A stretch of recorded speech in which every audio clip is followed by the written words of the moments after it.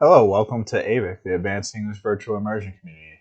My name is Michael, and today I'm going to present you with some advanced English vocabulary using funny images and memes. The way this will work is I will present you with a funny image, and then you can read the text to see if you understand the joke. And then afterwards, I'll explain the vocabulary that you need to understand the joke in the context of American culture. So let's begin with the first image. And pause the video so that you have a chance to read it, and then I'll explain. How dare you say that to my face? Well, I'd say it to your back, but my car only has a half tank of gas. This is from a show called Love and Marriage from the 1990s. That character's name is Al Bundy. Played by Ed O'Neill is the name of the actor. So here, what you might not understand is tank, because tank has multiple meanings, and you'll need to understand gas too. So let's talk about tanks and gas. So we have multiple meanings of tank. Number one, tank, an armored, self-propelled combat vehicle armed with cannon and machine guns and moving on a caterpillar tread. A caterpillar is that insect with like many legs. Actually, the caterpillar is the insect that becomes a butterfly. I don't know how many legs a caterpillar has. It doesn't matter. Second meaning of tank is a large receptacle, container, or structure for holding a liquid or gas. So in this joke, we're using the second meaning. So here we have a military tank. Then this is a gas tank. But this is also called a gas tank. That component of a car that opens and you put the gas pump in to add gas to the car. This is called a gas tank in American English, but remember, in British English, they call gas petrol. So what do they call a gas tank in British English? I actually don't know. However, you can use the term fuel tank for both the United States and England or wherever you're at. So fuel tank or gas tank for that part of the car. So when you're actually using a car, you'll see this called the fuel gauge or the gas gauge. Can you guess what E and F mean? Of course, E is empty and F is full. So if you only have a half tank of gas, then it will be in the center. So if you're tired and you try to go to sleep, the tired will go away. Sun Tzu. So there's a grammatical mistake here. Do you see the grammatical mistake? Okay, it's your. You must use the verb are when required. So look here. If you tired, no, if you're tired.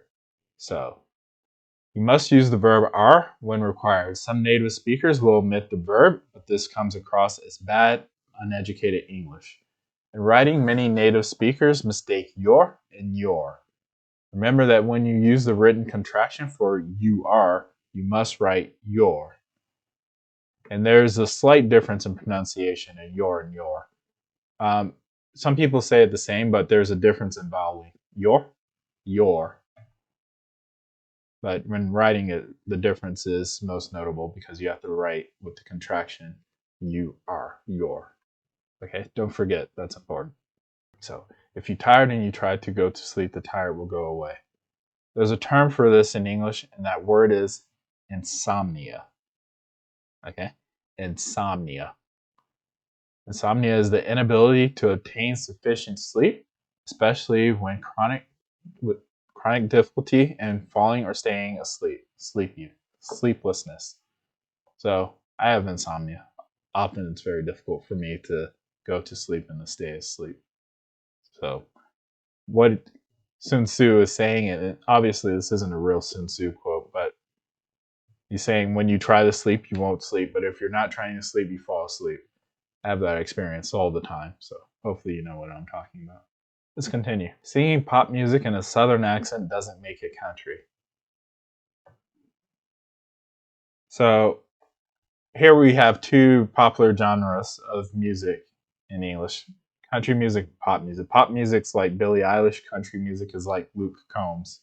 So I'm from Nashville, Tennessee, the home of country music. If you want to be a famous country music singer, then you come to this city where I live. So let's talk about the word genre. This word comes directly from French. In French, you pronounce it genre. In English, you pronounce it genre. And it means a class or category of artistic endeavor having particular form, content, technique, or the like. But in French, the word genre is literally type, like type or category. And that's the same way we use it in English.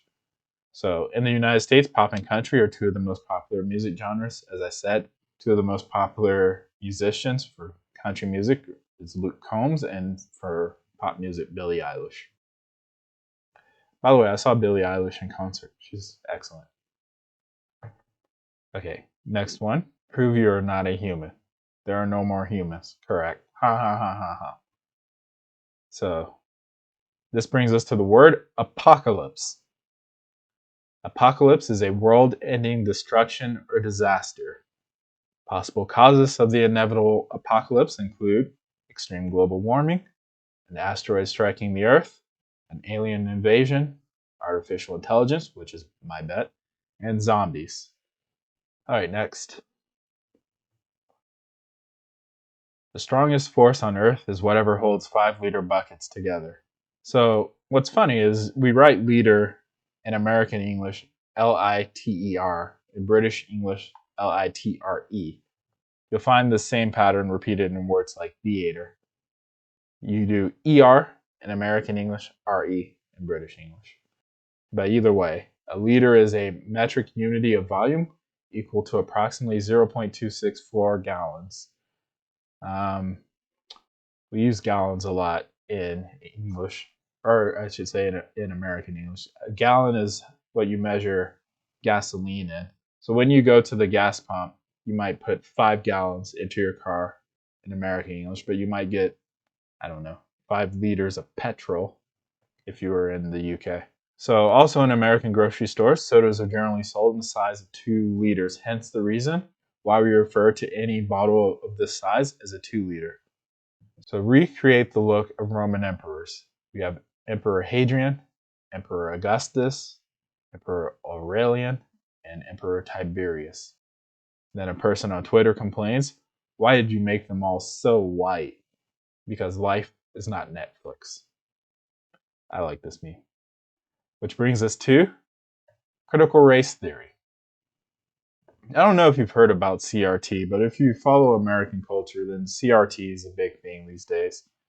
So what that is, critical race theory, using the definition by Ray L. Brooks, is it's a collection of critical stances against the existing legal order from a race-based point of view. Another term for this is woke. I don't know if you've heard the term woke, but that's what this is talking about. So Netflix follows a principle of critical race theory in the way that they produce content. So critical race theory is the reason why companies like Netflix make it a priority to include representation and diversity into their products and way of operating. However, Netflix is famous for its very bad and clearly forced attempts at representation. For this reason, a commonly known meme is the Netflix adaptation meme. So let's see some examples of the Netflix adaptation meme. So you have the book, you have the movie, you have the video game, then you have the Netflix adaptation. This is from The Witcher. This is the character Fringilla Vigo. In the book, it describes her as being pale. Pale means like really light skinned, almost the color white. And she has green eyes. So she's described like that in the book. You can see her in a piece of artwork drawn by an artist. And that's what Fringilla looks like in the video game, The Witcher 3. And then that's what Fringilla looks like in Netflix. Yeah. From the Japanese anime Death Note, you have the character L. Then you have the Japanese live action movie, you see L. Then you have the Netflix version of L, which I think speaks for itself. Okay, next meme. If someone held a gun, If someone held a gun to my head and told me to subtract 9 from 21, then tell my family I love them. Person replies, you're the first person to ever misspell A. So what's happening here is the word A oftentimes is pronounced as but you still write it with the letter A, and they wrote You know, people think that people on the internet are stupid, but this is like next level stupid. How do you misspell the word A? Oh, yes. So I wanted to talk about miss as a prefix, which means badly or wrongly. So I had a student telling me about how it seems hopeless learning all the vocabulary words of English because there's so many words and so many words that are long and that he doesn't understand, particularly when reading on like a news article. But what I was trying to explain is there are patterns in English, right? So we have the words and then we have prefixes and suffixes. So you can create a longer word from a short word. So you have like console, consolable, inconsolable. You build these words using a prefix and a suffix. So let's talk about the prefix miss, which again means badly or wrongly. This same prefix is used in all of these words. Misspell, which is to spell incorrectly. Mistreat, which you can guess what that means. Misconduct, misfire, misfortune, misunderstanding, misprint, mistrust, mistake. Whenever you see miss, M-I-S, starting a word, then it means the thing was done badly or incorrectly. So miss. You're the first person to ever misspell A. I don't care what level your English is at, whether you're a beginner, intermediate, or advanced. If you misspell the word A, you should probably give up learning English. I'm joking. I shouldn't say that as a teacher. But nobody misspells the word A. Okay, Taco Bell. So recently there was a kerfuffle about Taco Bell stopping their sale of the Mexican pizza, which I want to talk about Mexican pizza. So Taco Bell tweeted this. Turns out we underestimated how many of you love Mexican pizza, 7 times more than we expected to be exact. We are working as fast as we can to restock Mexican pizza ingredients. We'll need some time to replenish our supplies, but when it comes back, we promise it's here to stay. And the New England, Ohio Regional Sewer District replied, we'll be ready. So, some complicated words there. To restock, stock is what you have like in the shelves of a store, that's what's on stock. And if you restock it, then you refill the shelves. Replenish. To replenish means to restore. Restock, replenish, restore, much like miss, using the same prefix. They pretty much mean the same thing, restock and replenish. If you have no more, you need to replenish your supplies. So they're trying to get more ingredients for Mexican pizza. Now, I don't know if you have Taco Bell in your country, but we certainly have it here in the United States. I have to say, Taco Bell is an awful restaurant. I hate Taco Bell. I've never gone to Taco Bell and not regretted my decision. And when I do go to Taco Bell, usually what I get is a Mexican pizza. Not because it's good, but because it's the least bad thing. Taco Bell sucks. Which brings us to the word indigestion. Indigestion is an uncomfortable inability or difficulty in digesting food. So we have in as the prefix meaning not. So indigestion, not able to digest something because it's awful and it's Taco Bell and you don't want that. Okay, read this one.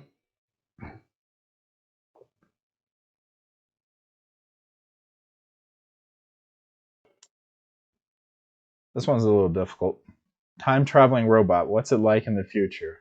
Humans eat your descendants in the shape of you with the power they generate by burning your corpses. So, what he's talking about are fossils and fossil fuels. So, fossils are any remains, impression, or trace of a living thing of a former geologic age, as a skeleton, footprint, etc. So when you go to a museum, you can see the fossils of a dinosaur, like the bones that are left. Fossil fuel, which is made from fossils, hence the reason we call it fossil fuel, is a hydrocarbon-based fuel such as petroleum, coal, or natural gas derived from living matter of a previous geologic time. Next one. Old people being amazed you fixed their phone when you just switched it off and on again. So you might not be familiar with the verb to switch. So a switch as a verb is to exchange one thing for another. That's the first meaning. So this one is broken. I'm going to switch it with a new one. To switch, to change one for another. The second use of the verb is to connect, disconnect, or divert an electric current by operating a switch. Which the switch, a noun, is to turn, a switch as the noun is the thing in the picture. You turn on the switch, you turn off the switch. But you can use it directly as a verb. So you can switch on the switch, you can switch off the switch, if that makes any sense. So it's one of those things where you take the noun and you make it a verb, switch. So here, instead of saying he turned off and turned the phone back on, he switched it off and switched it on again. So you can use for electronic devices to turn off, to turn on, as a synonym to switch on, to switch off. So if you ever hear that, then don't be confused. And this thing on the wall is called a light switch. So there you go. So here we have a vegan dog. A vegan dog. The man says he wants my steak. She says, no, he doesn't like meat. We were both vegan. And the dog's like, save me from this crazy arse. So I think this one is pretty self-explanatory. If you don't understand it, then that's probably a good thing if you don't understand. But if you know anything about American culture, particularly the way things are in California, then you'll understand this. Vegan dogs and vegan babies. Let's talk about small talk. Small talk it's conversation, but when you're talking about stupid little things that aren't important. So most people are really bad at small talk and don't like to do it. So the vast majority of people plot their escape during small talk. The rest just nod and smile, nod and smile. Let the other person talk and nod and smile. So let's talk about plot. What does plot mean exactly? So you have plot as a verb, which means to plan secretly, especially something hostile or evil. But you also have plot as a noun, also called a storyline, which is the plan, scheme, or main story of a literary or dramatic work, such as a play, novel, or short story. So you plot the plot of a story, which is why it's called a plot, if that makes sense. Because a plot is like the plan. So if you're plotting your escape or you're plotting to trick your friend or you're plotting to do something, is to plan. So again, the plot of a story, it comes from the plot to verb to plot to plan. So there you go. And then one last meme here, little bonus meme.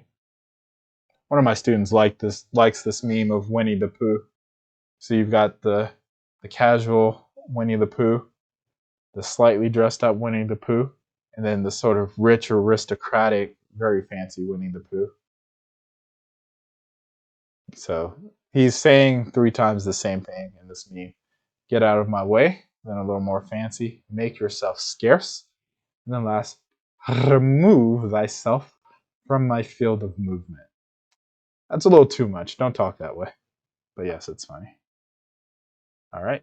So that concludes the lesson. Hopefully you found it useful, and I'll see you next time. Bye.